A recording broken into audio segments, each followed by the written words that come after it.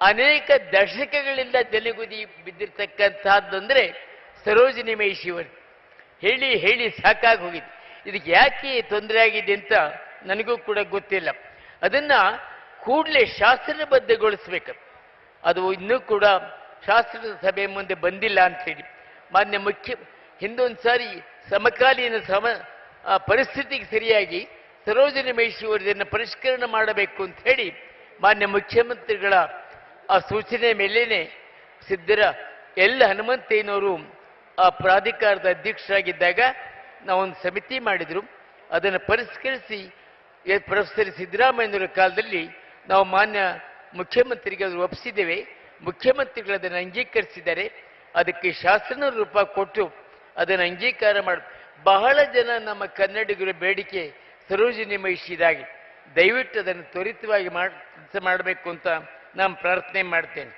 ಆಮೇಲೆ ಉದ್ಯೋಗಾವಕಾಶಗಳಲ್ಲಿ ಸಿ ಮತ್ತು ಡಿ ಹುದ್ದೆಗಳಿಗೆ ಕನ್ನಡಿಗರು ಉದ್ಯೋಗ ದೊರಕಲಿಕ್ಕೆ ಅದನ್ನು ಸಂವಿಧಾನಾತ್ಮಕವಾದಂತಹ ವ್ಯಾಪ್ತಿಯಲ್ಲೇ ಮಾಡಲಿಕ್ಕೆ ಸಾಧ್ಯತೆ ಇದೆ. ತಾವು ಅದನ್ನು ಗಮನ ಕೊಡಬೇಕು ಅಂತ ಹೇಳಿ ನಾನು. ಆಮೇಲೆ ಕಾಲಕ್ಕೆ ನಮ್ಮ ಕನ್ನಡ ಯುವಕರಿಗೆ ಉದ್ಯೋಗದ ಬಗ್ಗೆ ಮಾಹಿತಿ ಸಿಕ್ಕೋ ಹಾಗಾಗಬೇಕು. ಅದು ಇನ್ನೂ ಅಷ್ಟು ಸರಳವಾಗಿ ಸಿಗ್ತಾ ಇಲ್ಲ.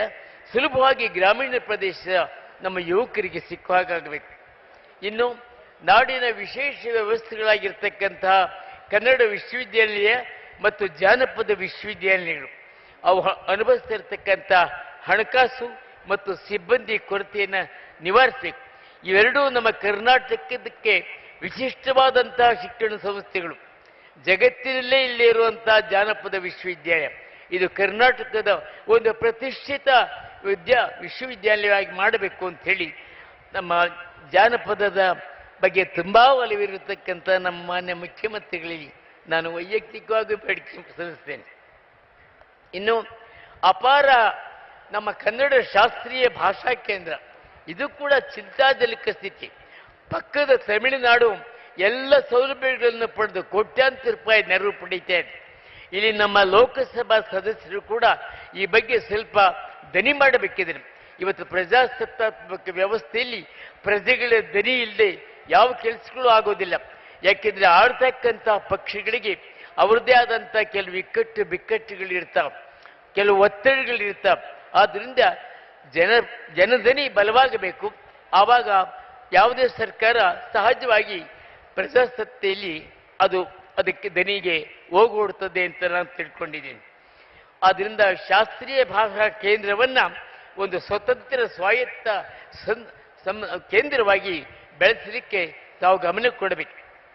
ಇನ್ನು ಅಪಾರ ಸಂಭಾವ್ಯ ಸಾಮರ್ಥ್ಯವಿರತಕ್ಕಂತಹ ಪ್ರವಾಸೋದ್ಯಮ, ಈ ಪ್ರವಾಸೋದ್ಯಮ ಸ್ಥಳಗಳ ಅಭಿವೃದ್ಧಿ ಕೇವಲ ಸಾಂಸ್ಕೃತಿಕ ಮತ್ತು ಶೈಕ್ಷಣಿಕ ದೃಷ್ಟಿ ಅಷ್ಟೇ ಇಲ್ಲ, ಅದು ಆದಾಯ ಮತ್ತು ಉದ್ಯೋಗಾವಕಾಶಗಳ ದೃಷ್ಟಿಯಿಂದಲೂ ಕೂಡ ತುಂಬಾ ಒಳ್ಳೆಯ ಮೂಲಗಳಾಗ್ತದೆ.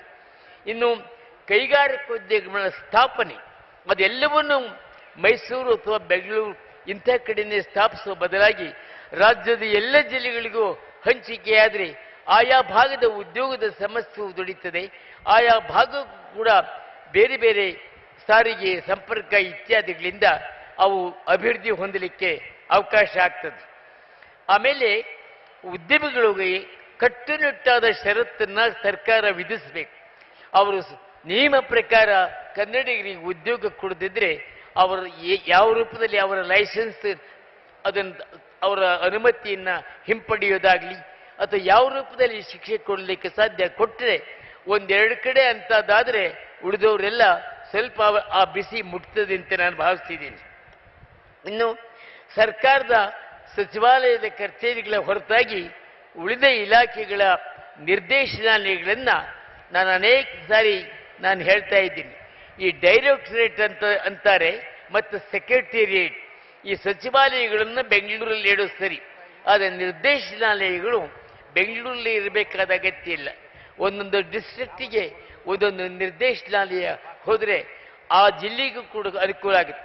ಆ ಕಚೇರಿಗೆ ಹೋಗೋರು ಇಲ್ಲಿಗೆ ಬೆಂಗಳೂರಿಗೆ ಬರೋರು ಅಲ್ಲಿಗೆ ಹೋಗ್ತಾರೆ. ಈ ಬಗ್ಗೆನೂ ಕೂಡ ಒಂದು ವಿಚಾರ ಮಾಡಬೇಕು.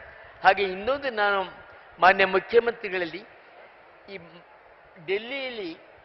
ದೆಹಲಿಯಲ್ಲಿ ರಾಜ್ಯ ಭವನಗಳಿದೆ, ಆಂಧ್ರ ಭವನ, ಕರ್ನಾಟಕ ಭವನ, ಹಾಗೆ ಬೆಂಗಳೂರಿನಲ್ಲಿ ಜಿಲ್ಲಾ ಭವನಗಳು ಮಾಡಬೇಕು. ಆ ಜಿಲ್ಲಾ ಭವನ ರಾಜ್ಯ ಸರ್ಕಾರದ ಸಂಪರ್ಕ ಸೇತುವಾಗಿ ಕೆಲಸ ಮಾಡಬೇಕು. ಈ ಬಗ್ಗೆ ಯೋಚನೆ ಮಾಡಬೇಕು. ಆಯಾ ಜಿಲ್ಲಾ ಪಂಚಾಯತ್ಗೆ ವಹಿಸಿ ಅವರೇ ಮಾಡ್ತಾರೆ. ಇದಕ್ಕೊಂದು ಒಂದು ಸ್ಥಳ ಮಾಡಿ ಜಿಲ್ಲಾ ಭವನಗಳನ್ನು ನಿರ್ಮಾಣ ಮಾಡಬೇಕು ಅನ್ನೋದು ಇದೊಂದು ಭಾವನಾತ್ಮಕ ಸಂಬಂಧನೂ ಕೂಡ ಬೆಳೆಯುತ್ತದೆ.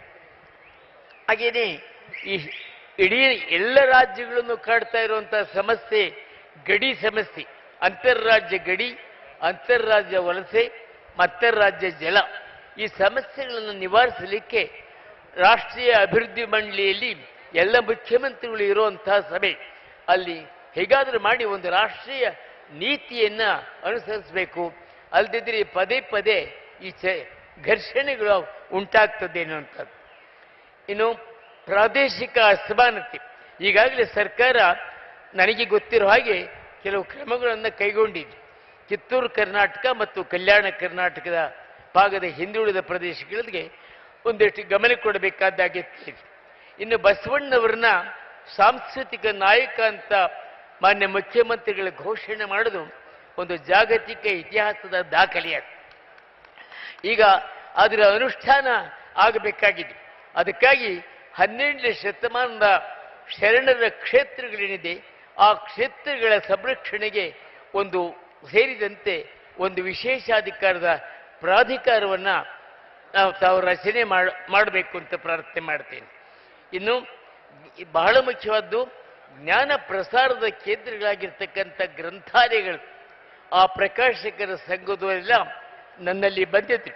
ಅವ್ರು ಹೇಳಿದ್ರು, ಈ ಸಗಟುಕೊಳ್ಳಿಕೆ ಇದ್ದಿದೆಯಲ್ಲ ಕಳೆದ 3-4 ವರ್ಷದಿಂದ ನಡೆದಿಲ್ಲ ಅಂತ ನಾನು ಕೇಳಿದ್ದೇನೆ.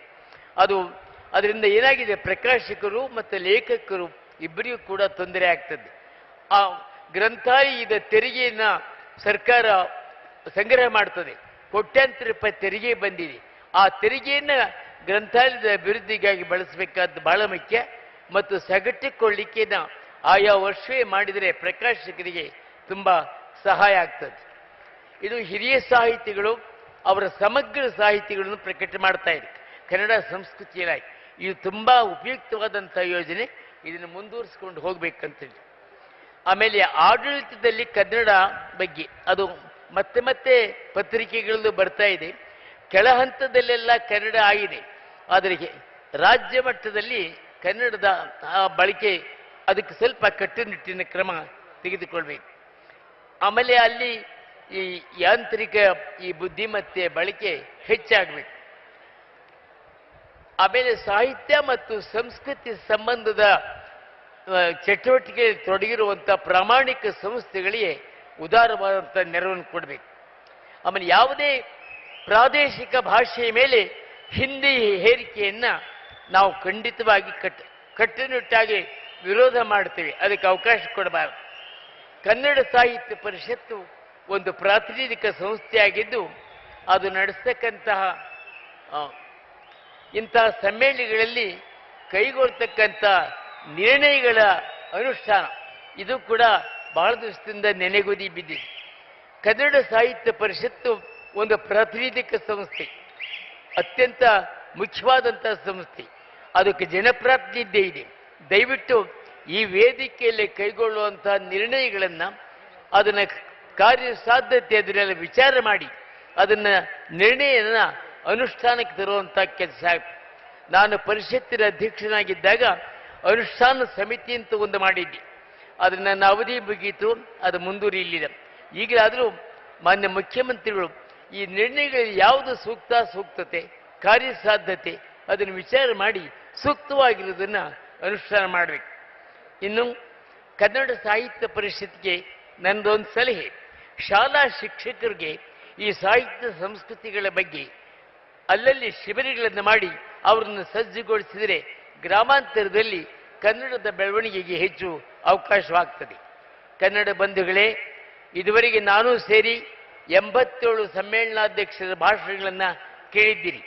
ಸಾಮಾನ್ಯವಾಗಿ ಇರುವ ಅಭಿಪ್ರಾಯ ಅಂದರೆ ಸಮ್ಮೇಳನಾಧ್ಯಕ್ಷರ ಭಾಷಣಗಳನ್ನು ಎಲ್ಲರೂ ಕೇಳುತ್ತಾರೆ, ನಂತರ ಮರೆಯುತ್ತಾರೆ ಎನ್ನುವುದು. ಸರ್ಕಾರವಂತೂ ಇದಕ್ಕೆ ಕಿವಿ ಕೊಡೋದಿಲ್ಲ ಅನ್ನುವಂಥ ಅಭಿಪ್ರಾಯವೂ ಇದೆ. ಈ ಧೋರಣೆ ಬದಲಾಗಬೇಕು.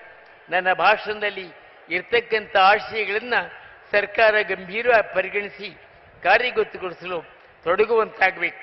ಹಾಗೆ ತೊಡಗುವಂತೆ ಮಾಡಲು ನಾವು ನೀವು ಎಲ್ಲರೂ ಕೂಡ ಸರ್ಕಾರದ ಮೇಲೆ ಅಗತ್ಯ ಒತ್ತಡವನ್ನು ತಂದು ಕಾರ್ಯೋನ್ಮುಖವಾಗಬೇಕು. ನಮ್ಮ ಕನ್ನಡ ನಾಡಿನ ಜನ ಈ ಬಗ್ಗೆ ಸದಾ ಜಾಗೃತರಾಗಿರ್ತಾರೆ ಅನ್ನುವಂಥ ವಿಶ್ವಾಸ ಇದೆ. ಇಷ್ಟು ಹೇಳಿ ಇಂದಿನ 3 ದಿನ ನಡೀತಕ್ಕಂಥ ಸಮ್ಮೇಳನದ ಎಲ್ಲ ಗೋಷ್ಠಿಗಳ ಚಿಂತನೆಗಳು ಮತ್ತು ಸಾಂಸ್ಕೃತಿಕ ಕಾರ್ಯಕ್ರಮಗಳಿಗೆ ತಾವೆಲ್ಲ ಶ್ರದ್ಧಾಸಕ್ತಿಗಳಿಂದ ಪಾಲ್ಗೊಳ್ಳುವಂತಾಗಿ ಈ ಸಮ್ಮೇಳನದ ವ್ಯವಸ್ಥೆಗಾಗಿ ಸ್ವಾಗತ ಸಮಿತಿ ಮತ್ತು ಮಂಡ್ಯದ ಬಂಧುಗಳು ಕನ್ನಡ ಸಾಹಿತ್ಯ ಪರಿಷತ್ತು ವಹಿಸಿರ್ತಕ್ಕಂಥ ಶ್ರಮ ಸಾರ್ಥಕವಾಗುವಂತೆ ಮಾಡಬೇಕು ಅಂತ ನಿಮ್ಮಲ್ಲಿ ಮನವಿ ಮಾಡಿಕೊಳ್ತೇನೆ.